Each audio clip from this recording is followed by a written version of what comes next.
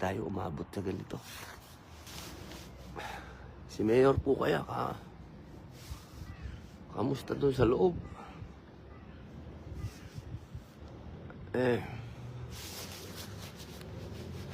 Alam nyo, pagdating sa pangungulungan, ako po ang summa cum laude dyan. Huwag nyo akong tanungin, tanong sa patungkol sa kung ano-anong gagawin natin sa legal. May mga abogado dyan, pero pagdating ko sa kulungan, ako ang magaling dyan. At ako mahirap pumakulong.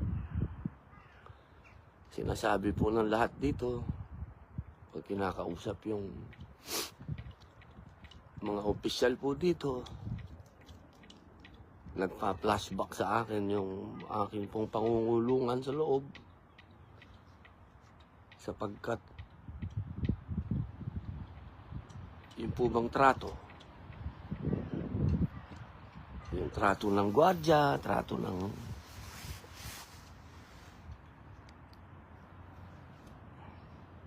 siyempre pagka bilanggo ka, sabi nga nila, lowest mammal, pinakamababang antas ng pagkatao yan. Huwag kang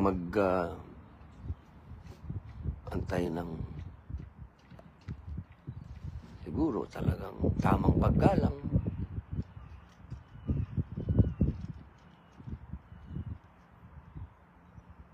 Mahirap lang tanggapin ba na nakikiusap ka sa dayuhan na kung pwede ka makapasok sa isang dayuhan.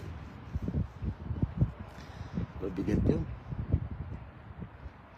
Yung ang sa kalahi mo,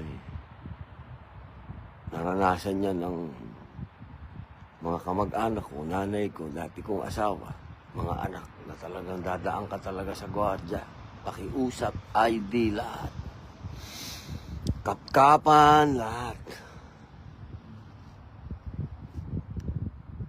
Nadaanan ngayon yan.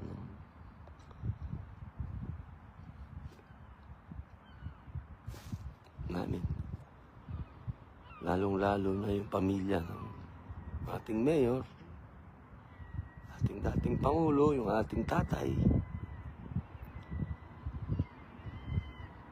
Dinadaanan lahat ngayon yan sa ilalim ng dayuhan.